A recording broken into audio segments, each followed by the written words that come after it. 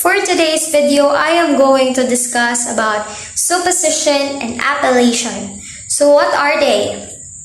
Supposition and appellation are two important properties or functions in terms used in a proposition. And a proposition is a statement or assertion that expresses a judgment or opinion. Just like, for example, the moon is made of green cheese. The term moon stands for it is made of a green cheese. It is a kind of declarative sentence that is either true or false. Since it's not always possible for us to create the exact object we want to discuss, we use the terms to stand the concept we want to cover. For now, let us first discuss about supposition. What is supposition or where that it came from? So, supposition is derived from the Latin word supponere or suppositio, which means to stand for. Through this etymological meaning, logicians define supposition as the precise meaning that a term stands for in a proposition. Obviously, a term can be given meanings in so many ways depending on its use or function in a proposition. Thus, the meaning of the term is grossly dependent on how it stands for a specific function in a proposition. For example, the bat flies overhead, and another one, I have struck the ball with a bat. So see, in those sentences, there are words that are the same spelling but different in meaning on how it stands or construct in a sentence. That's an example of supposition. One term can stand depending on its different function. Then, logicians divide supposition into four standpoints, namely, from the standpoint of the object, from the standpoint of the extension of the term, from the standpoint of the comprehension of the term, and the last one is from the standpoint of meaning. Bear with me because those standpoints have quite several subtopics, so let's begin.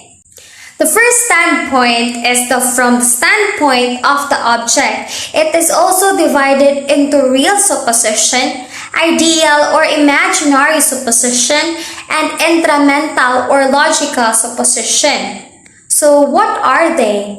So real supposition refers to a supposition of a term that represents the actual existence of the thing in the external world. For example, the chair is used to block the pathway because it refers to something in real order. Another one, man is rational because rational is an essential attribute that makes a man as man. Next, we have ideal or imaginary supposition. It refers to the term that stands for an object or imagination or fancy. For example, Iron Man, Ant-Man, Superwoman, Catwoman, and Flying Horse. And the last one is the intramental or logical supposition. It refers to the term that stands for something that exists only in mind. Example, blue charcoal, smile without a face, and a shore in the middle of the sea. It is kind of ideal or imaginary supposition, but the terms used exist only in psyche. If I will say love is in the air, it is one of the example of logical supposition.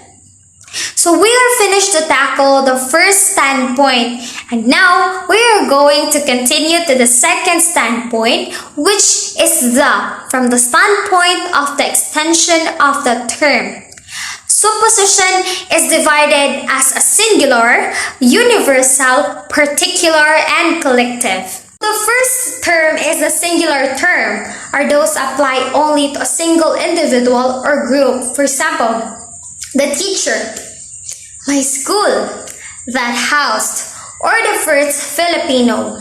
While the universal term are examples, all BEd students, each dean, all of the teachers. Next is the particular term, those which stands for an indefinite group or individual.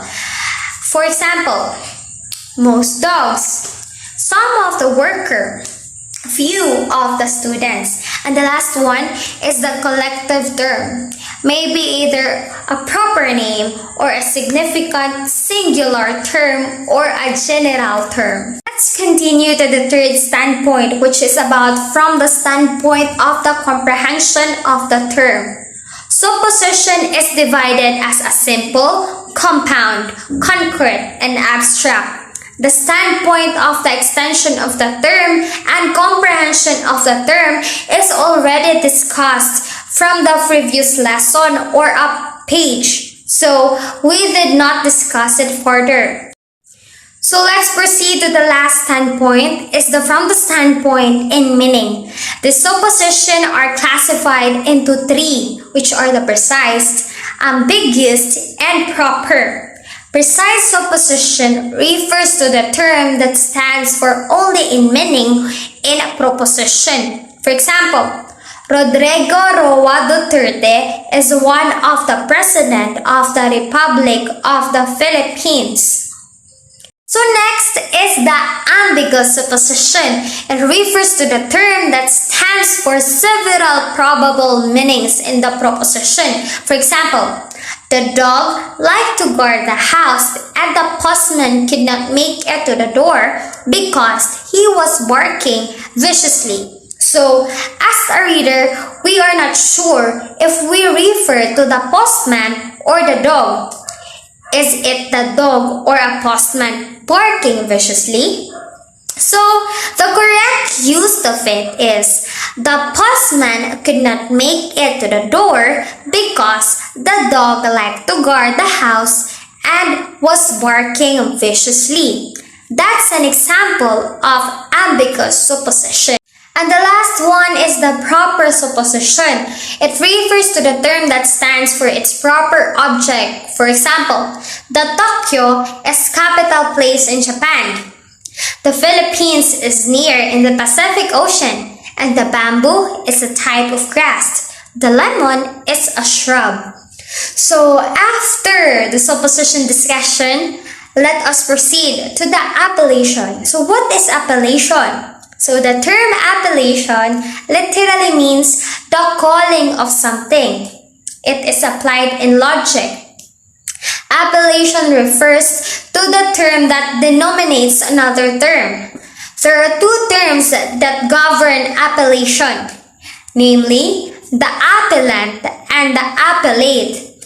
The term appellant pertains to the Jew dominating term, while the term appellate pertains to the denominated term. The following are the examples. So here are the examples. We have smart dog. The appellant is the smart and the dog is the appellate. We also have the good brother.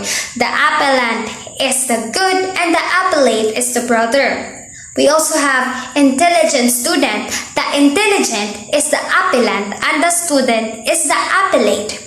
Next, we have beautiful girl. Beautiful girl. The beautiful is the appellant, while the girl is the appellate. And the last one is the cute baby. The cute baby. The cute is the appellant and the baby is the appellate. So those are the examples of appellation. That would be all, and I hope you gained something. This is your future teacher, Manco Mariel, saying thank you and bye-bye. God bless!